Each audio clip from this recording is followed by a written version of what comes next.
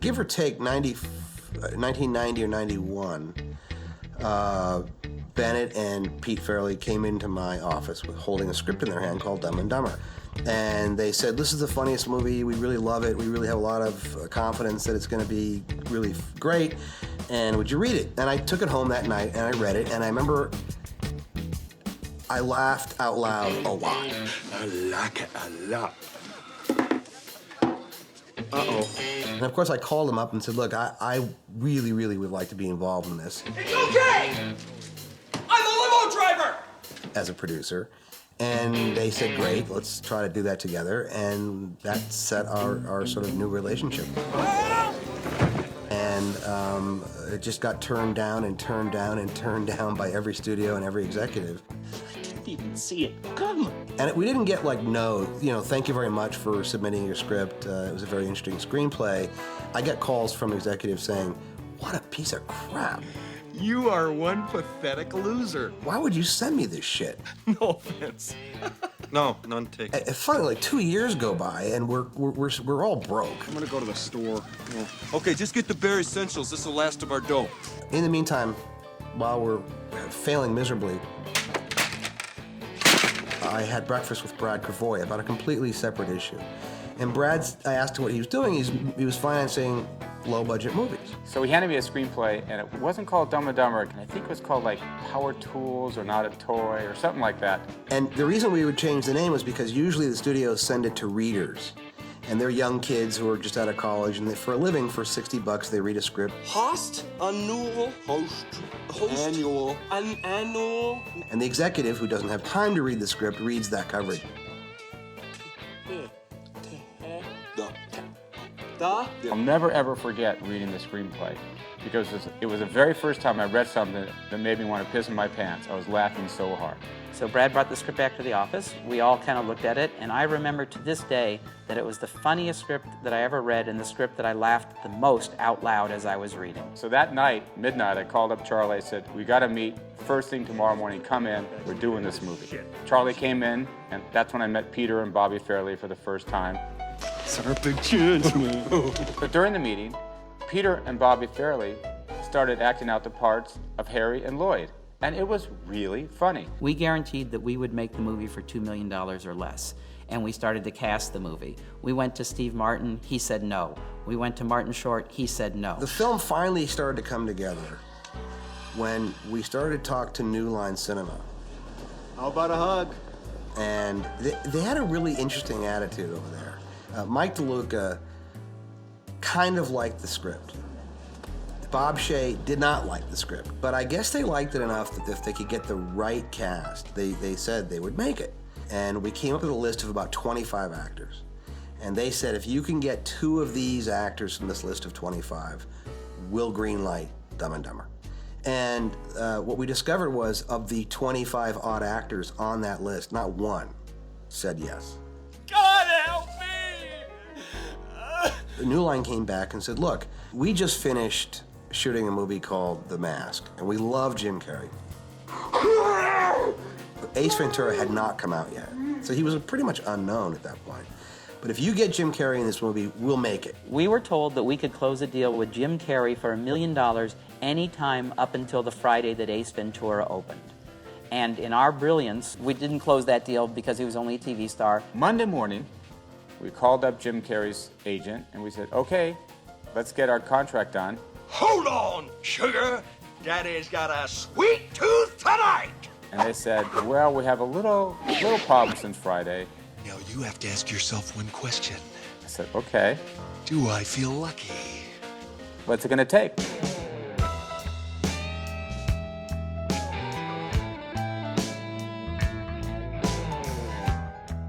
New Line said, finally, get Jim Carrey. We got Jim Carrey. And then Pete said, okay, I want Jeff Daniels for the other part. There was just something about it. I remember reading the script with this friend of mine, and I was going to go read for it. And I said, is this funny? And I told him about the tongue on the pole scene. Are you okay? Oh yeah, I do this all the He time. goes, yeah, that's funny. Snowball in the head.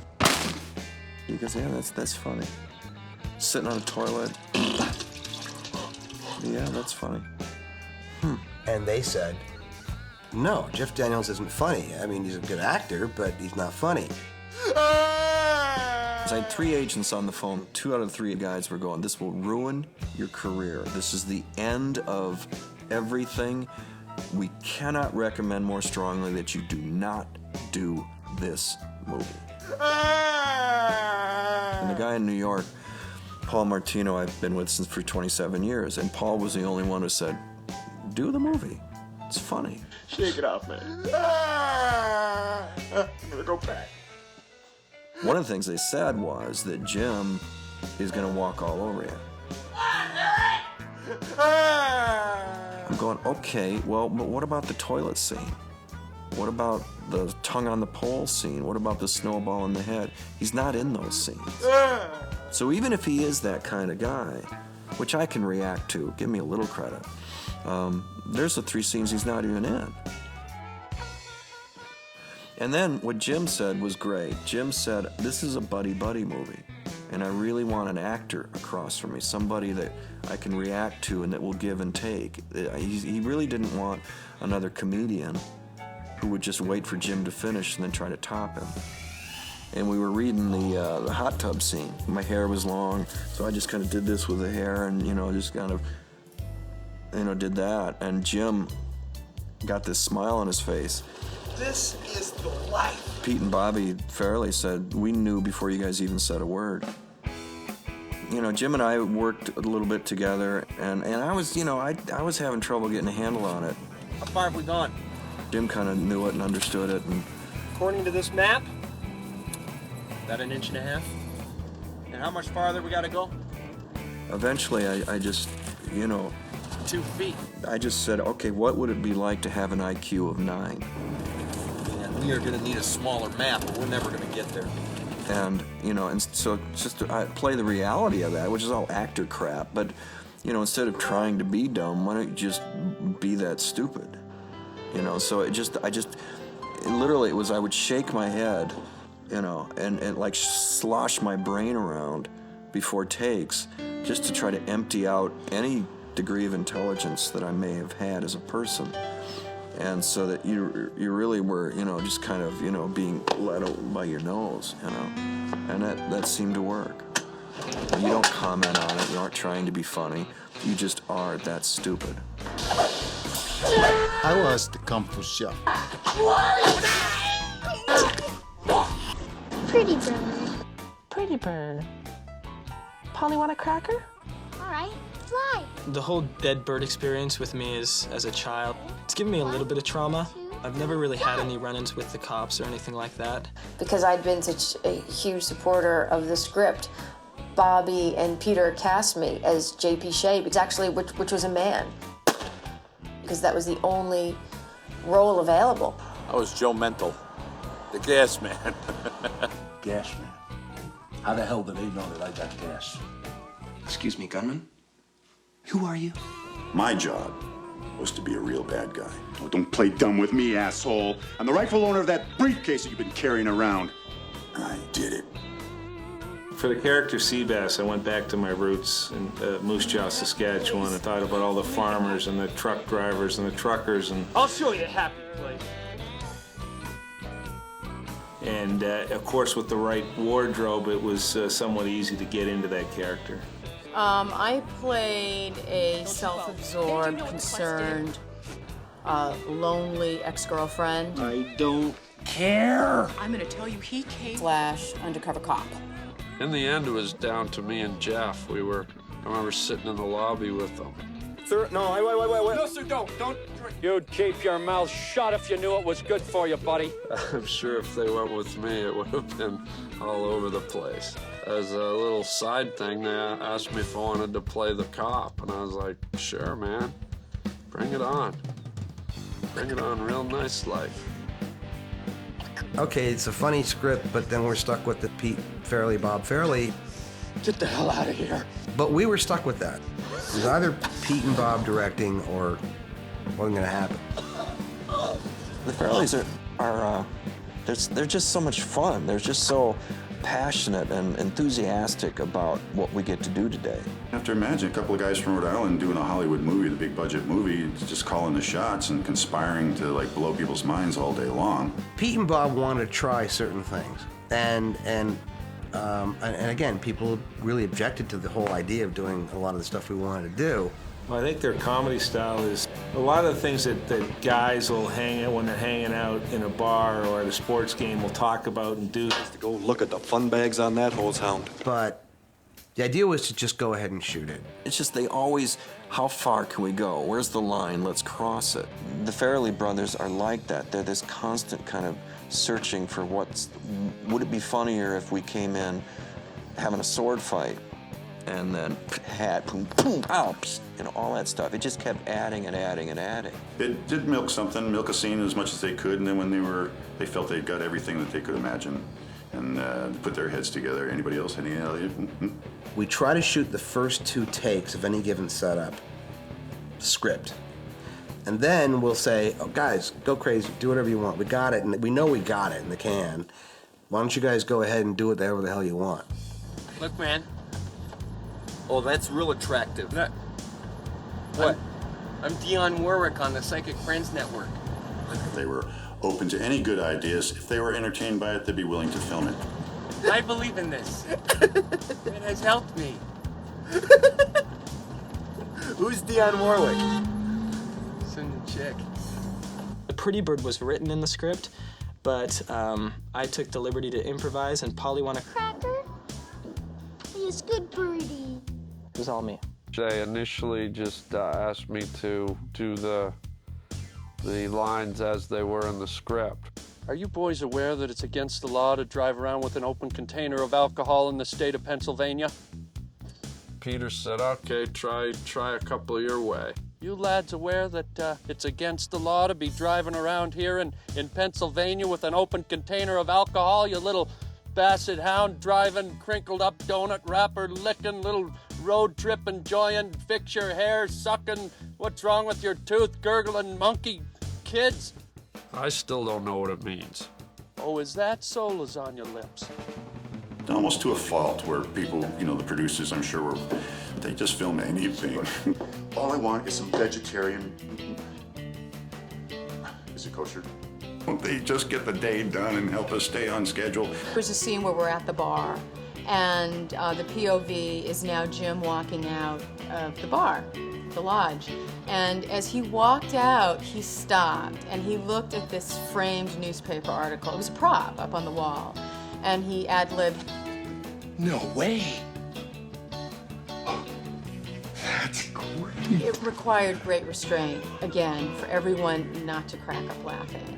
It was just a genius moment. It was pure Jim Carrey. It's not just improv, about changing a line or changing a direction. It's how a guy like Jim Carrey can take the exact line written on the script and make it different than the way it was intended to be, just by his delivery, or just by his eye movement, or just by turning his head a little bit. It just becomes different, and that's a lot.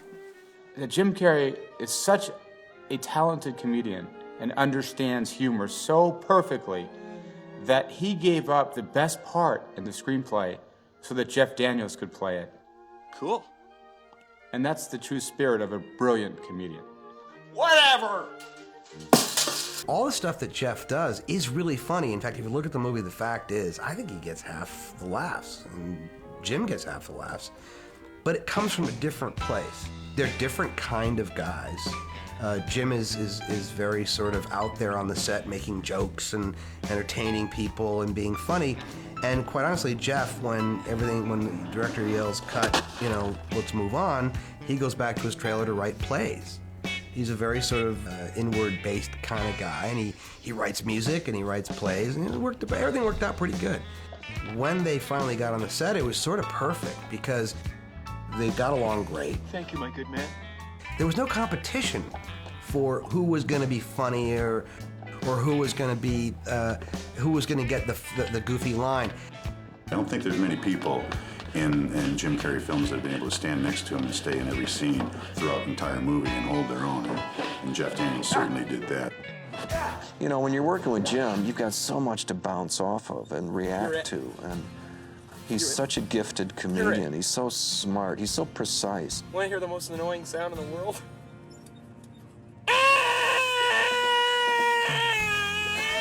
Somebody to react to that and bounce off of that. It was easy. I mean, he made it easy. It was all about whatever happens, keep going because it could be great. The magic on the set between Jeff and Jim was a chemistry. It was not an intellectual issue. They just got together and did it. They fit together so well, and I think that's why the film was so successful ultimately, was the chemistry between Jim and Jeff. There's an old saying, a movie's never as good as its dailies or as bad as its first cut, but you get a feeling, and the feeling on the set as we were making Dumb and Dumber is that we were making something that was going to be really good and that we were going to be really proud of. I can tell you the truth, I never, during the making of the movie, even during the editing process, ever thought, wow, this is going to be a big hit. Dumb and Dumber's a classic movie, groundbreaking film, and when I say groundbreaking, most people watch it once, go to Home Depot, grab a shovel, dig a hole in their backyard, and bury the goddamn thing. Well, Dumb and Dumber is an anomaly. I mean, no one quite understands how such juvenile humor attracts the CEO of a corporation. And they're not ashamed to tell you that they love Dumb and Dumber. They'll ask me if I'm really blind. They'll ask me if the bird was real. And I just have to kind of look at them and wonder, what is wrong with you? I'd be playing, I'd be actually on the ice, and I'd hear from the other team's bench people yelling Seabass or kick his ass, Seabass. Oh, you're that Kung Fu chef. Wow, you know, all those movements and all those words, yeah. Clint Eastwood came up to me and said that happened to him. That toilet scene, he was dating some girl, he really wanted to impress her, he'd eaten the wrong thing at lunch, he got to her house to pick her up for dinner or to go out or whatever, and he needed to find the bathroom now. And to have somebody like Clint's stature tell you that story, and I guess it's nice to know the movie connected with him as well. I think this film continues to reach new audiences because I think it's you know, rarely tire of stupidity. And this is a celebration of knuckleheads. A lot of the humor seems to span across the world, and people just love it. It's so simple, yet so complex in its humor, and that's the beauty of it. It works on so many different levels, that movie. Did we know we were doing a classic? Probably not. Jeff Daniels probably knew. I'll bet you he knew. I knew we were on to something at least unique. I had no idea that it would be received and enjoyed by so many people so many years down the road. And that's a great thing, you know. The last time I looked, the Greeks were holding up 2 masks. And comedy should be on an equal level with drama. It really should. And whether you're sitting on a toilet or, you know, doing Shakespeare, funny is funny.